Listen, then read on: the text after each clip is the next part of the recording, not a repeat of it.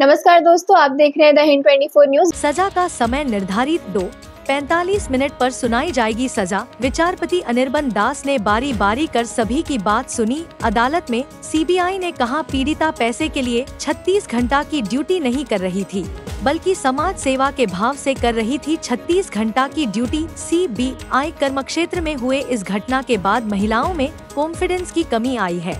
दोषी को कड़ा से कड़ा सजा देकर समाज में मिसाल दी जानी चाहिए, ताकि महिलाओं में न्याय के प्रति खोया हुआ भरोसा वापस आ सके। संजय के वकील, रेयर ऑफ रेयरेस्ट केस में क्या मृत्यु दंड दिया जा सकता है, इस पर सर्वोच्च अदालत की कुछ गाइडलाइन है, कृपया उस पर भी नजर रखा जाए। जज संजय को सुनने के लिए पहले ही कोर्ट का 3 घंटा दिया जा चुका है।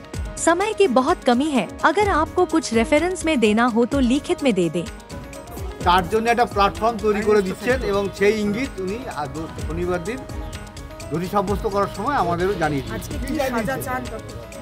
কঠোর থেকে কঠোর শাস্তি এবং যারা যারা জড়িত এই আমার মেয়ের হত্যার সঙ্গে তাদের সবারই কঠোর থেকে কঠোর। আপনারা কি মনে করছেন বিচারের প্রথম ধাপ এটা শুরু হলো সবে? এটা আমরা প্রথম দিন থেকে বলছি, বিচারের প্রথম ধাপে আমরা পা দিয়েছি এবং জজ সাহেব এমন একটা প্ল্যাটফর্ম আমাদের তৈরি করে দিচ্ছেন, ভবিষ্যতে দ্বিতীয় ধাপে আমরা উঠতে পারি এবং সর্বোচ্চ জায়গায় যেতে পারি সেই ব্যবস্থা উনি করে দেবেন। সেই ইঙ্গিত বিচারক দিয়েছে। শনিবার কিছু কথা হয়েছে, শনিবার দিন তো কথা হয়েছে। আমি তো বললাম ওনাকে ধন্যবাদ জানাতে বাধ্য হয়েছি, নিজেরা করেছেন। ওনার উপর আস্থা রেখেছিলাম, উনি তার আস্থার সম্পূর্ণ মর্যাদা দিয়েছেন। আদালতে যাচ্ছি, আমরা রায়ের কপি পাবো এবং ভবিষ্যতে লড়াই আরো জোরদার করতে পারবো সেই আশা নিয়ে। আজকে তো সঞ্জয়ের বক্তব্য শুনতে, তো সঞ্জয় কি বিস্ফোরক কিছু বলতে পারে? যেটা এখনো পর্যন্ত আসেনি সেটা সঞ্জয় আজকে বলবে। আমাদের একমাত্র মেয়ে চলে গেছে, তার স্বপ্ন শেষ হয়ে গেছে, আমাদের স্বপ্নও সেদিনই শেষ হয়ে গেছে। এখন আমাদের লড়াই এই সমাজকে কালিমা মুক্ত করার জন্য আমাদের যে লড়াই চলবে। কি চাইছেন, যাবজ্জীবন নাকি মৃত্যুদণ্ড?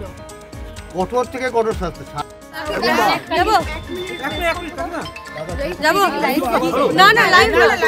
কাকিমা আজকে সাজা দান, কি সাজা চান? ফাঁসি, সর্বোচ্চ সাজা? এরকম সমাজে ঘুরে বেড়ালে অপরাধ আরো বাড়বে, তাই জন্য আমি অপরাধ করেছে সর্বোচ্চ সাজা দানে কি আপনারা সন্তুষ্ট না? আপনারা মনে করেন বিচার প্রক্রিয়া এখনো সম্পূর্ণ হয়নি? বিচার সম্পূর্ণ হয়নি, তদন্তই সম্পূর্ণ হয়নি, কিন্তু ও দোষী সাব্যস্ত হয়েছে, ওর ফাঁসি যাই এবং এখানে বিচার প্রক্রিয়া শেষ হয়ে যাবে না, তদন্তও শেষ হয়ে যাবে না, তদন্ত চলবে, বিচার প্রক্রিয়াও চলবে এবং আসল দোষীরা সামনে আসবে এবং প্রকৃত দোষী যারা সবার ফাঁসি চাই। আজকের পরে প্রতিবাদ জারি থাকবে।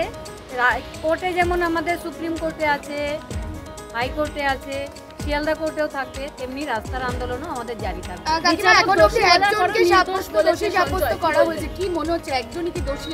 না, আমার প্রথম দিন থেকেই আমরা বলছি একজন দোষী নয়, হসপিটাল কর্তৃপক্ষ জড়িত এর মধ্যে। যে সন্দীপ ঘোষ পুরো জড়িত, ওর মদত ছাড়া কিছুই হয়। এখনো আসল অপরাধীরা আপনারা যারা মনে করছেন, তাহলে সামনে আসছে না কেন? কারা কি লুকোনোর চেষ্টা করছে? কোনো প্রভাবশালীর হাত কি মাথায় রয়েছে? অবশ্যই রয়েছে। সিবিআই কোনোভাবে প্রভাবিত হয়েছে।